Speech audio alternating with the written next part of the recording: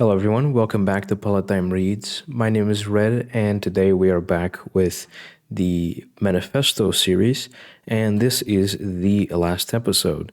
Now, this episode is going to be a bit of a summary and also a conclusion to the the videos of me reading the manifesto. So in this video, even though it's called reading the Communist Manifesto, I'm actually not going to be reading anything. I do have to say that my goal with this video and the way that I've structured it is that you don't necessarily have to watch the previous episodes to understand it, which I think is better to do that than forcing you to have to watch several hours of content for you to understand what the Communist Manifesto is. Rather just, being able to watch this video and getting a general understanding, I think is a much more just a useful just a more useful thing to do rather than forcing you to watch the entire series. Although of course I do think that if you want to get an even better understanding, you can watch this video and then go watch the rest of the series, and that will help you get a even more profound understanding of it. But regardless, this video is, of course, then going to be a conclusion, also a bit of a summary, and also generally kind of my interpretation and how I understand and view the Communist Manifesto after doing a bunch of research on it and trying to better understand the concepts behind it and kind of the underlying philosophy of the Communist Manifesto, which I have to admit I didn't really understand before reading it. And now that I do understand it after reading it and after doing research, I much better understand what I read than when I finished reading it. When I finished reading it, I wasn't very aware, but I'll get there. Although before I do get into the video, of course, if you enjoy Politdigm's content, don't forget to support us over on Patreon. And if you can do that and also join our Discord server, that would be great because you also get some special perks when you do both.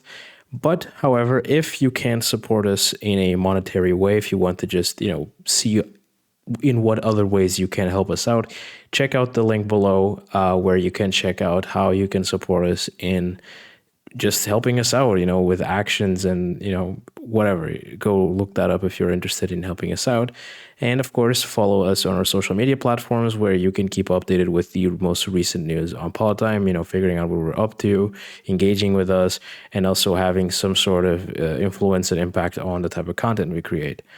That being said, let's actually get into the video. So I want to first kind of offer a understanding of where the writers of the Communist Manifesto, Karl Marx and Friedrich Engels, were when they got into writing this book.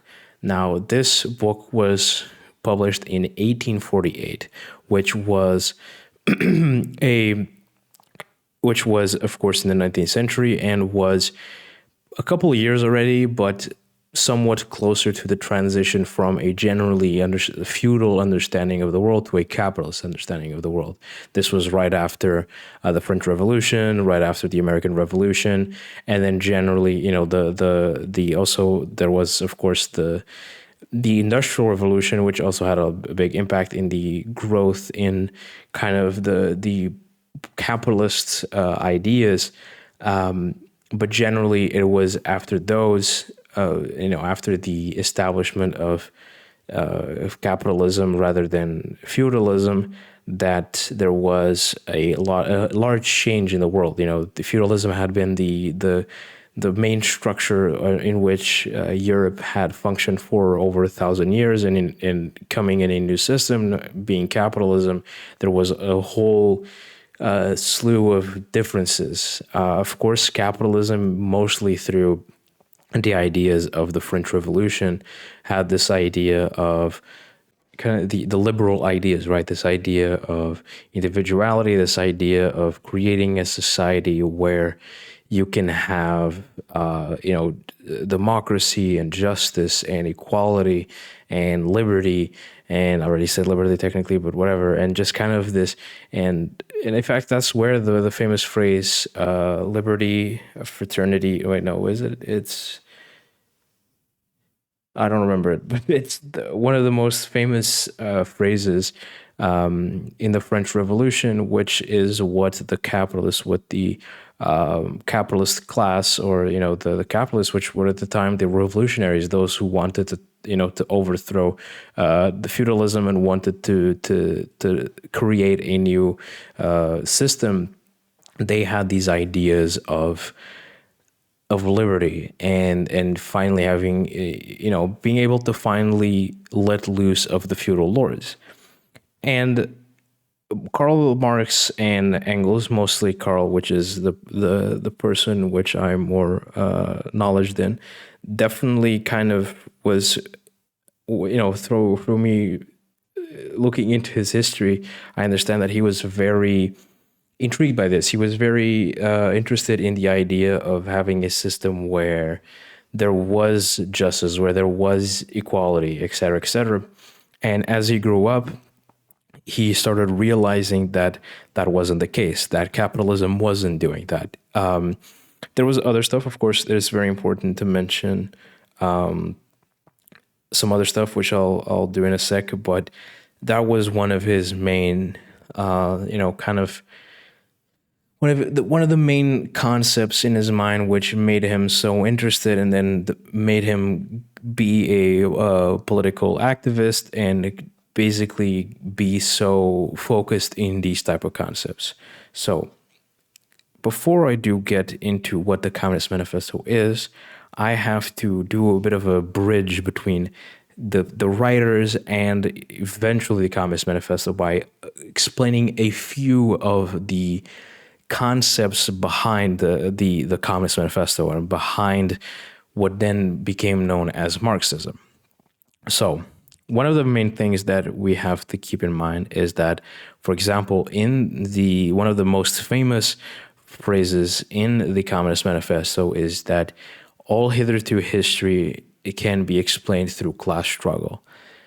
That means that what they're trying to say is that class struggle throughout history has dictated a lot of human history and has impacted a lot of the ways that we have lived in the past. However, when I read this originally in the Communist Manifesto, it seemed perfectly logical to me. This wasn't really much of a surprise. Having studied history in school, I wasn't exactly surprised that class struggle had played a important role in human history. That wasn't much of a surprise, but I didn't quite understand fundamentally where they were trying to get at. And now that I have looked more into the underlying philosophy of communism and of the Communist Manifesto and Marxism, I now better understand exactly what they meant by that. So what do I mean by that? What is that philosophical underpinnings of Marxism? So it is called dialectic materialism. Now, what is dialectic materialism? There's two parts of it. There's the dialectic part and the materialism part. And I think that there's much more competent people out there that can explain what that means. And I suggest you go listen to them if my explanation is not enough, or my explanation doesn't clear your questions towards what this name is. So first, I want to explain two concepts. First of which is materialism. Materialism is this idea that the world around you is primarily and what matters in general is the material world, right? That the idea is that you have to eat, that you have to drink, that you need clothing, that you need housing, that the world is everything that you can touch, that you can feel, that you can smell, that you can comprehend, right? That is what the world is. The world is everything that is around you in what way you can understand it.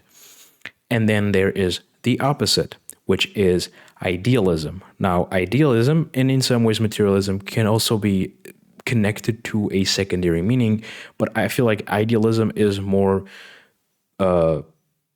common because it is literally the same word, because idealism can be seen as like somebody that's idealistic or somebody that has this ideal vision of the world, which is not always accomplishable.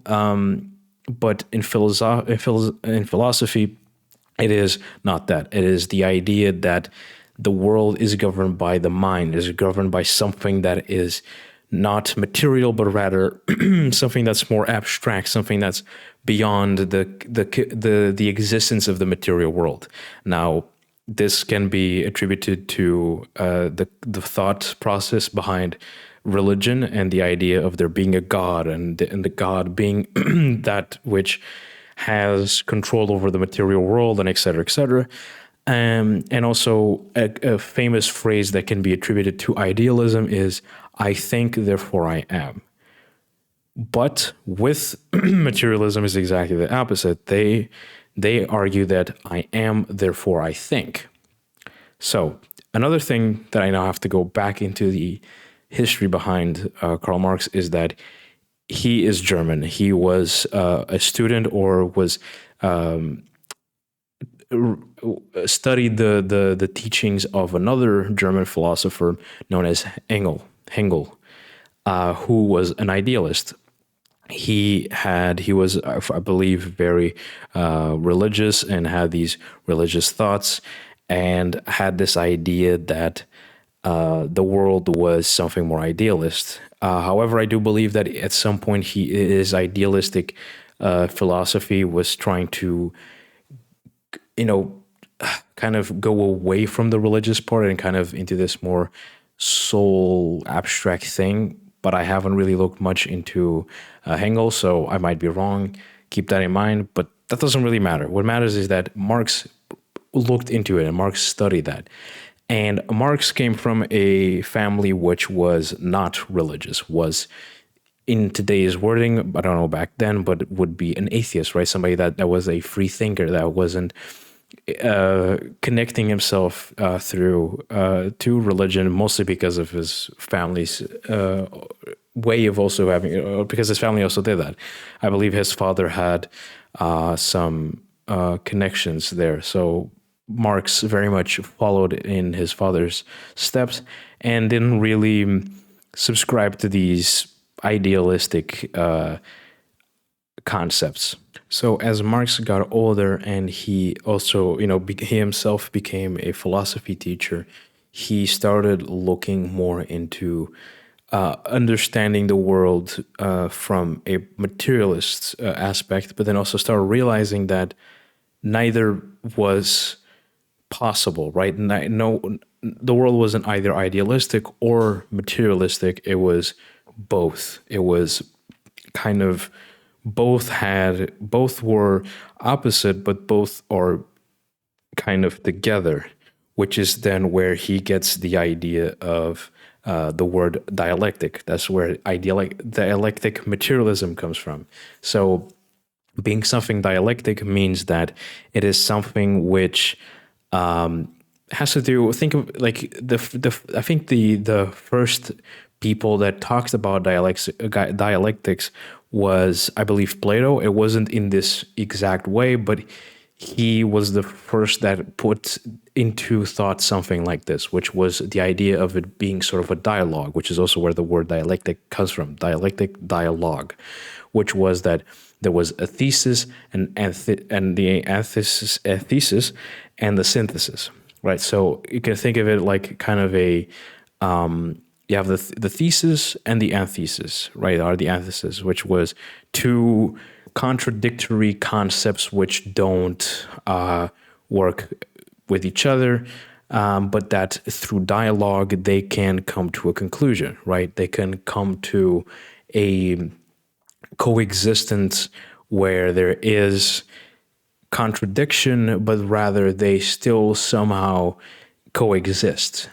In the Communist Manifesto, you see that the world is dialectic in the sense that, for example, you have the bourgeoisie and the proletariat, which is the capital owners and the working class, which are codependent of each other to exist. However, they are contradictive. They clash. They have a class struggle. That's where the term class struggle comes from, is from the dialectic part. So what is dialectic materialism? Dialectic materialism is this idea that the world is dialectic, right? That there is materialistic, that it's materialistic and idealistic at the same time, that materialism influences the idealism and that the idealism influences the materialism, But Marx had the idea, or the kind of put the focus on materialism. That is materialism, which has the principal influence on the way the world is, right? That it's rather something that's material, something that's around you, rather than a more abstract thing, right? However, Marx also recognizes that the world is not materialistic, right? So even though it is called dialectic materialism, that doesn't mean that materialism is somehow more important than idealism. It's just that dialectic materialism emphasizes that both are equally important, which then gets into historical materialism. Historical materialism is then taking dialectic materialism and applying it to history and the way of understanding history, which is that history, most of human history, is dictated by the people's, or the classes, or generally the population's material needs. This has to do with, food, water, shelter, whatever it might be. Everything that people considered a material need would then influence their history, which is how we get then to a better understanding of the class struggle. As I said before, one of the main focuses of the Communist Manifesto is the class struggle between the bourgeoisie and the proletariat. And when you take that into mind, right, look at it in a dialectic perspective, you see that yes, there is, they are two concepts which coexist not well. They are constantly clashing, but they're dependent of each other because the bourgeoisie exists. The bourgeoisie gave birth to the proletariat, but for the bourgeoisie to stay existing, for it to exist, the proletariat must exist. So when the reason why there is a class struggle between these two classes then is because their material needs are different, right? The capital owners, they own the company for which the proletariat works in. The proletariat generates the wealth, generates the profits, right? Generates the surplus value of the company. But the capital owners, the bourgeoisie, wants to keep as much profit as possible. They want to make sure that they can have the largest percentage of profit from that their company generates without even really giving a crap about the proletariat. However, the proletariat wants the exact opposite. They want themselves to keep as much profit as they can because they are the one who produced it. Therefore, they think that they deserve it. So instantly, there is one central thing that both the bourgeoisie and the proletariat want, but neither of them can have it.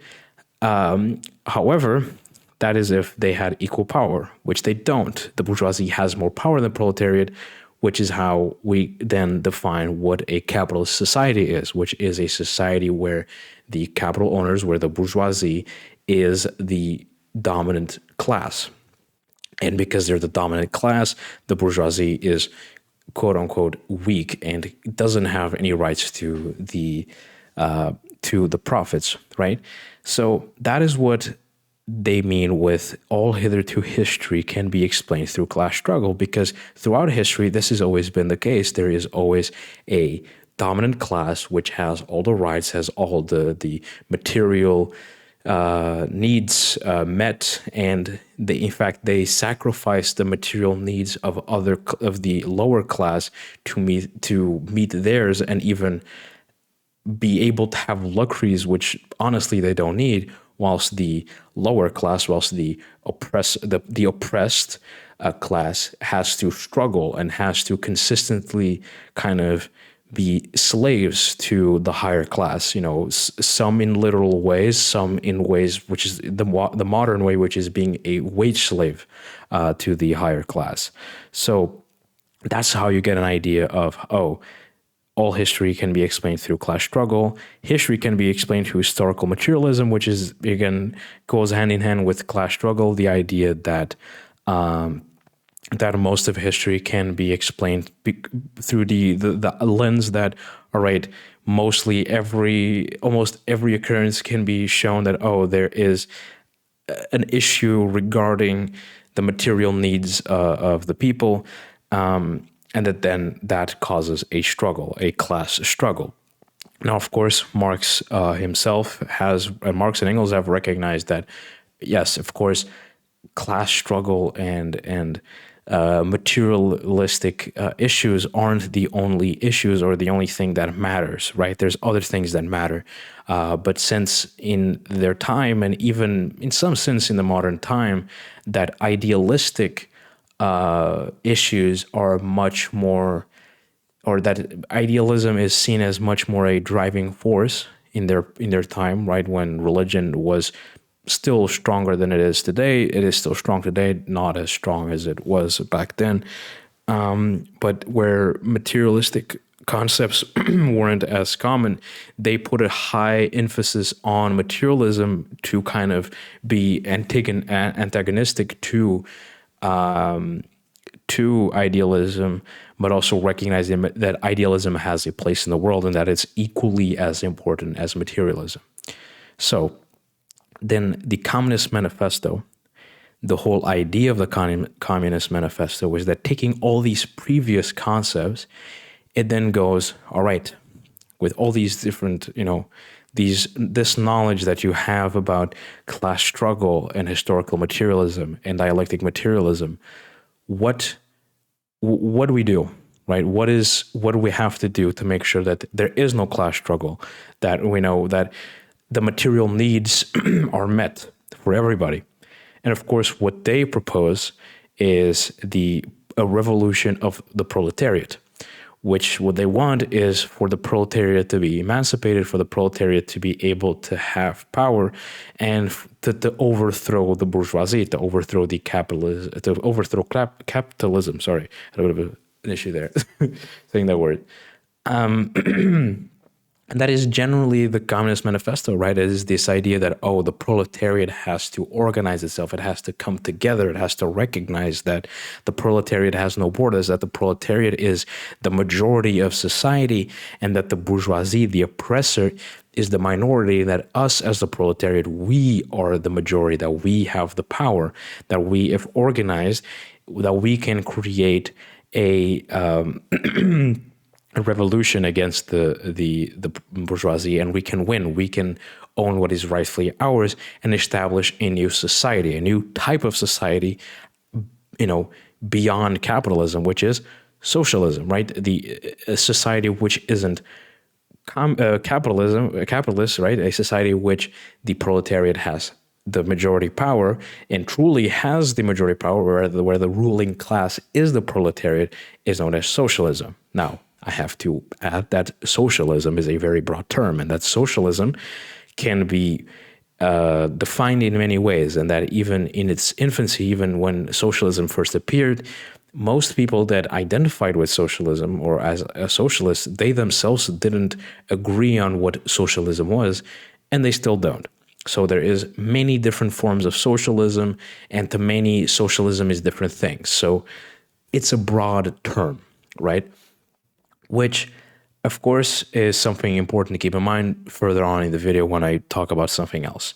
So, keeping this in mind, keeping everything that I've just said in mind, and what the Communist Manifesto then is, what are my personal impressions of the Communist Manifesto? One of my personal and first interpretation of my first kind of reaction, or what I think of the manifesto, is that it's not a very easy book to read.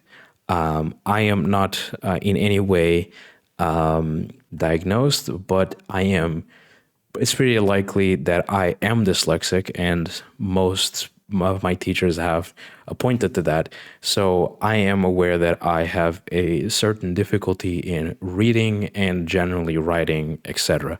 So that instantly makes it harder. But it's also the way that the Communist Manifesto is written. It's written in a very complicated, and to me, most of the times it was very convoluted, and I was reading it, and by halfway through a sentence, I was already lost to what was happening. And I don't really know what to attribute that to, if it's either my harsh time reading or the way that the Communist Manifesto is written, or if it's a bit of both. Regardless, in my specific edition, the edition that I was reading, which is the one with an introduction by Yanis Varoufakis, is that the introduction itself was the best part, was the part which I liked the most and which really excited me. And I think that in that sense, the first episode was the best one to watch and the most interesting one to watch. I also think that if I had previously to reading the Manifesto done research regarding dialectic materialism, historical materialism, and understanding these kind of philosophical underpinnings of the communist movement and of Marxism, I would have had a much better time reading the book because I would have better understood what they were talking about. And many of times I felt lost and kind of just like, what is happening? And you can hear that when if you watch the previous episodes, you can understand that many of times I'm like, what's happening? I have no clue what's going on. So I wish I had done that.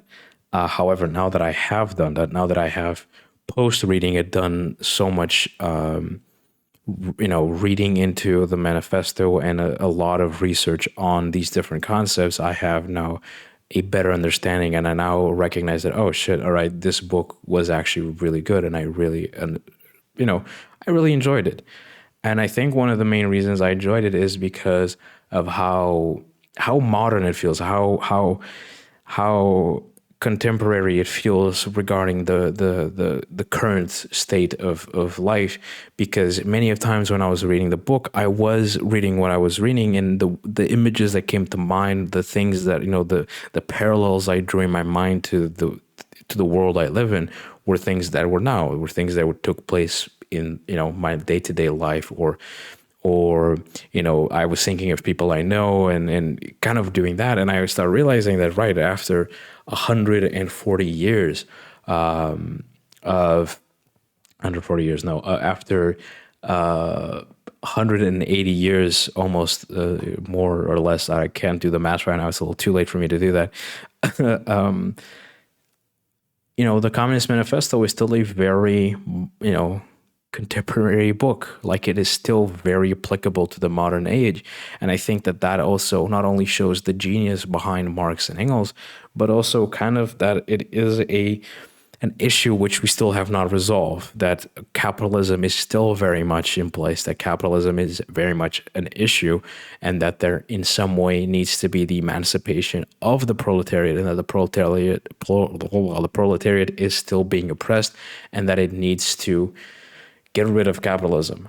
And I think that's probably one of the best parts of the book. Now, onto some critiques and kind of criticisms that I have about the manifesto. I think that in the first episode, when I was reading the introduction, Yanis himself kind of talks about that. And I think that if you want to learn about the critiques of the Communist Manifesto, I think that you should not only watch that first episode, but also do your own research. This whole topic of the criticisms led me to record this episode that you're watching right now a second time. So it is something that I think is very important, and that I don't think that I'm perfectly ready to delve deep into the criticisms behind the Communist Manifesto and Marxism. And there is a crap ton of criticism towards Marxism, which is genuinely based off of misunderstanding or generally not having any clue what Marxism is about. But I am only talking about those criticisms which are quote unquote valid, right? Like just simply concepts or stuff that Marx and Engels didn't really talk about. Like they didn't really talk about much about queer people and their place in society. And there's other stuff which they didn't really talk about in full detail. And by that means, if you look at Marxism through kind of like an orthodox kind of method, like this idea of like we must only follow what Marx wrote, there's a lot of blanks. like blank spots in Marxism, right? But of course, Marxism is ever growing, ever changing, evolving, and throughout the last 100 plus years, there's been many Marxists who have and added on to those missing bits and kind of created different forms, different understandings of Marxism. And most Marxists have different understandings of Marxism. It's not just one fixed, like monolithic concept. It's something that's much more fluid, something that has different that grows and is constantly changing. And that also goes into the philosophy behind it, which of course is dialectic materialism, which is this idea. Oh my God, sorry, pardon me. Which is this idea that the world, is not just one easy string that if one continuous thing, and that is rather a very woven net of different things which are constantly changing each other. And that's where you get the dialectic part, right? Where everything is changing each other and there's always influencing each other, and that everything is very nuanced and everything. And, in that sense, Marxism, is exactly like that, of course. But I think that one of the common kind of critiques, and one of the critiques that Giannis himself brings up, doesn't expand on it, but brings up, is, for example, the like common calling out of Marxism regarding its easy link, like its easy association with the USSR and with China, and what basically what they have done in the past, and how that somehow invalidates Marxism. Now, Marx and Engels never really, and you see this in this book, they never said what to do. Like, they only said, oh, we must get rid of capitalism and we must create a socialist world. But they never explained what that socialist world, right, was. They only said that we must, that the proletariat must be the ruling class, and that when we do that, that then the next logical step is to abolish classes altogether. Now, that is a very vague concept, and that is pretty much what Marx and the Communist Manifesto do, is kind of paint this general idea. Of course, then people like Lenin, people like Mao try to fill in the gaps, try to then insert themselves in these concepts, and then gave origin to Leninism, to Maoism, which then, of course, were the driving forces of creating the USSR with the Bolshevik Revolution, and with Mao with the Chinese revolts, or I don't remember what the exact term of their revolution was, but what they did. Of course, can you say that that is Marx's fault, or that it's Marxism's fault? No, it's not Marxism's fault. It's yes, it is linked to Marxism. Yes, those countries function under a socialist system, but you can't really put Marx or Frederick in a or Engels in a place where it's their fault, because it isn't. In some ways, Yanis talks about how maybe they should have that maybe if only they had thought about it, that they had been able to predict that something like those two countries could have existed, and that they would have evolved in the way that they did, and that they would have done the things that they did, that they kind of failed to think about something like that, and that they could have, that they were a bit naive in the way that they wrote the Communist Manifesto, and that they were a bit reckless also in the way they wrote the Communist Manifesto, and that it kind of went on to create a chain reaction because of it. Do I think that's what happened? I don't know. I generally don't know. I think that yes, it probably had some, impact on. The Communist Manifesto definitely had some impact. In fact, Marxism is probably one of the most fast growing and one of the most widely spreading ideologies throughout the world. And of course, Lenin and Mao definitely, were inspired by it.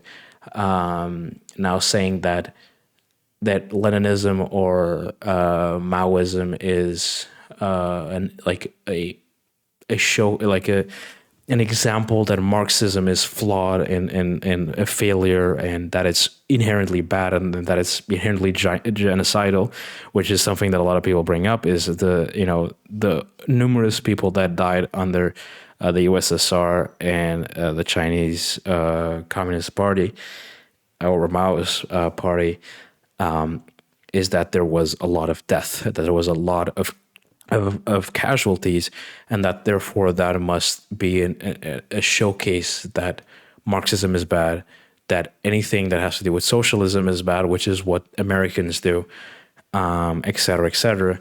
But it's not that simple. It's not that clear cut, and life is not that just kind of. It's a very childish and very naive view of it too. It's not, it's more nuanced to that.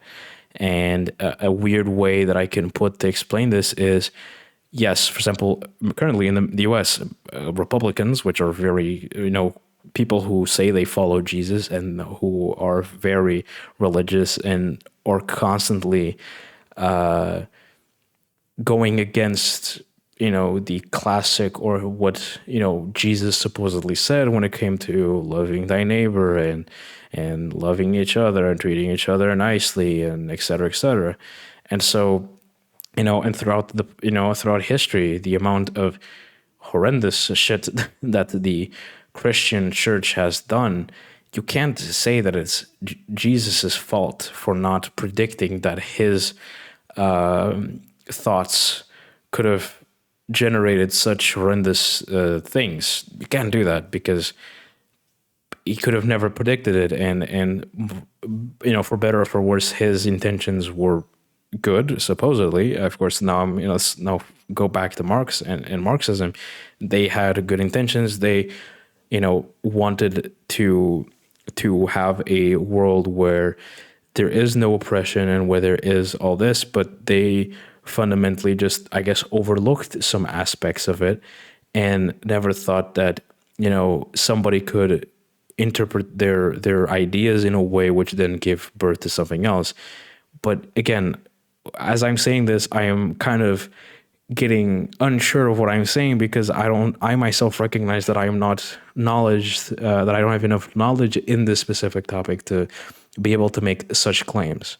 And so, yes, whilst I definitely think that there is some critiques to Marxism and the Communist Manifesto, I think that they are much more complex than most people try to make it look like. And I think that if you want to truly understand them, watch the first episode or to listen to what Giannis thinks, which is somebody that's infinitely more qualified than me to talk about it. And also do your own research, which is what I am going to do after this episode. So keep that in mind. Of course, yeah, as I mentioned before, the Communist Manifesto had a large impact on the world.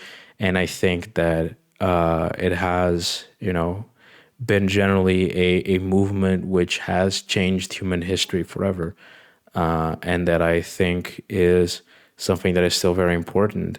I think that the Communist Manifesto is a great book, a book that appeals to people's humanity, that they try, it tries to band people together. It's like, look at this. Like we're all people, we're all workers, we're all people who are oppressed by the bourgeoisie. Like we need to come together, man. Like we need to, fight for what's rightfully ours.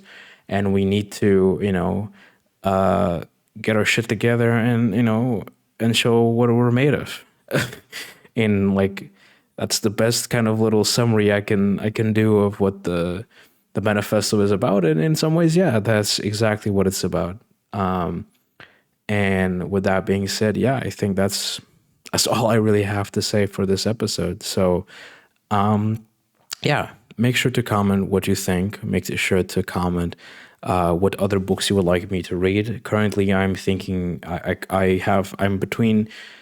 I'm kind of between two books of what I want to read for the next series, which is Another Now or Techno Feudalism. Those are the two books, both by Yanis. As you can see, I do like his writing. And so I'm not sure which one I'm going to read. Another Now is a sci-fi story with political commentary, and the other one is more of a political analysis of the world as it currently is, and not something that's so fantasy or it's not a story. Whilst the other one is, and I'm kind of unsure of what I want to read first. I do have Another Now right next to me right now, and it's on my desk because that's what I'm thinking of reading first, but I don't know. So let me know your feedback. Let me know your feedback on this video. Let me know your feedback in general on what Politdigm does. And you can do that, of course, by joining our Discord, talk with us, follow us on social media. You can support us through Patreon or through checking out our website and see how you can help out. And with that, I will see you all in the next episode. Goodbye, everybody.